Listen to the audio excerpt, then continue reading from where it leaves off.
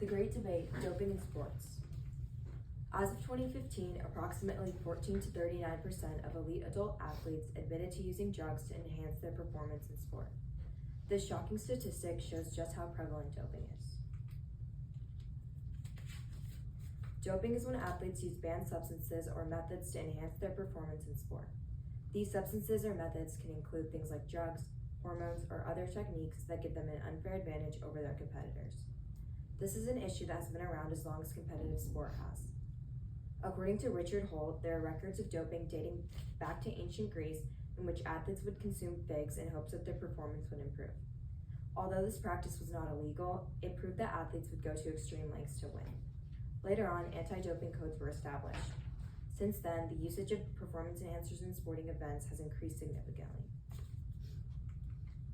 Doping in sports is a heavily prevalent issue.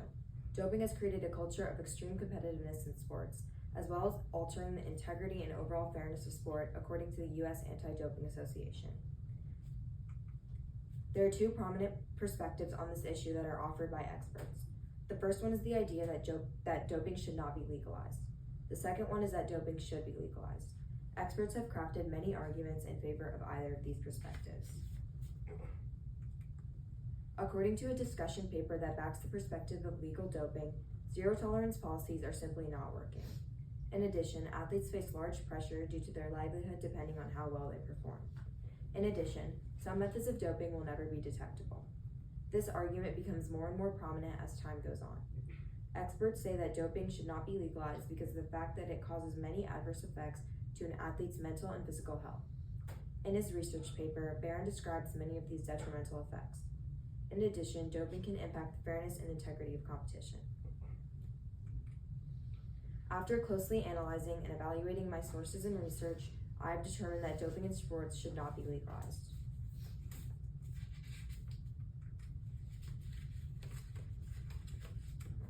With that, I am able to propose the research question of what is the most effective way to combat the use of performance-enhancing substances in sport at all levels. There are many potential solutions to the doping epidemic. Two are outlined here: stricter testing protocols and increased penalties. The first solution is stricter testing protocols. This solution would allow for athletes to be tested more intensely and frequently. However, organizations and law enforcement may choose to focus their efforts on crime that pose bigger threats. Another limitation is false positives or negatives. Some athletes that take medications for health could falsely test positive for banned substances. Another proposed solution is increased penalties. Athletes that are caught doping could face longer bans and more expensive fines. The limitation of this solution is that banning an athlete from sport does not allow them to go through rehabilitation or offer them a second chance. My first stimulus connection is to the source called Moral Courage and Intelligent Disobedience by Ira Chaleff and Ted Thomas. This source connects by delving deeper into how moral courage affects athletes, especially in situations where the pressure to do something is very profound. Athletes may take drugs in order to place better in competitions, increasing their income. Moral courage could be the difference between an athlete that dopes and one that does not. The most effective way I have found to combat drug usage in sports is the implementation of education and prevention programs. Reason 1. Education and prevention programs raise awareness. These programs highlight the risks and consequences of doping, instill values of integrity and fairness, and focus on equipping athletes with knowledge to make the right decisions. The more the community knows about doping and its adverse effects, the more they are able to understand how harmful it is. This claim can be backed through a research study regarding I Play Clean. I Play Clean was an initiative that focused on educating athletes about the effects of doping in hopes of reducing its prevalence. A total of 1,081 high-level athletes ages 14 to 18 were studied in control groups to determine the effectiveness of anti-doping programs. According to the study by Adam Nichols and other researchers, all modes of the I Play Clean anti-doping education program would reduce favorable attitudes towards doping immediately after the intervention, which was sustained across all intervention groups 8 weeks later. This study shows a positive correlation in raising awareness for athletes. This bar chart depicts a study that evaluated the effectiveness of anti-doping education in Japanese college-level athletes.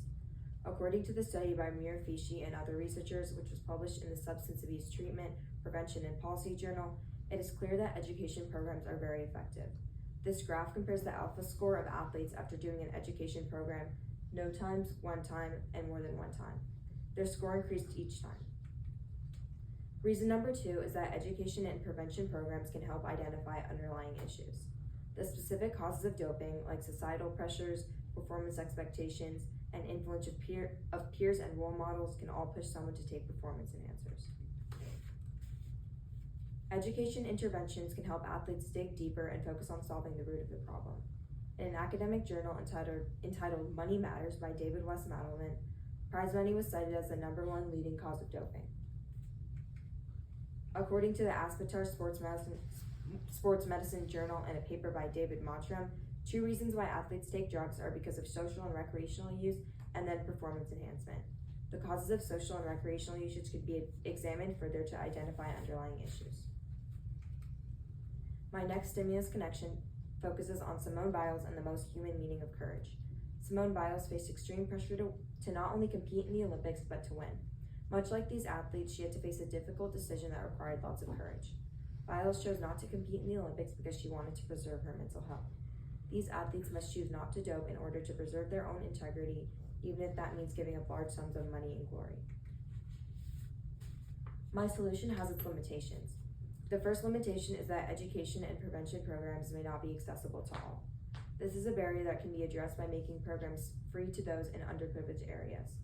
Another limitation is that these programs focus too much on individual responsibility. A way to solve this problem is to encompass an athlete's entire support team, such as family and coaches. The last limitation is the fact that these programs have cultural barriers. In some countries, such as Russia and China, doping is extremely normalized. In order to combat this, international organizations must work to promote the message that doping is wrong and extend their reach to all countries. In conclusion, solving the problem of doping is a difficult task because it is so normalized and prevalent in today's community of athletes. However, there are ways to combat doping, such as my solution of using education and prevention programs to educate athletes.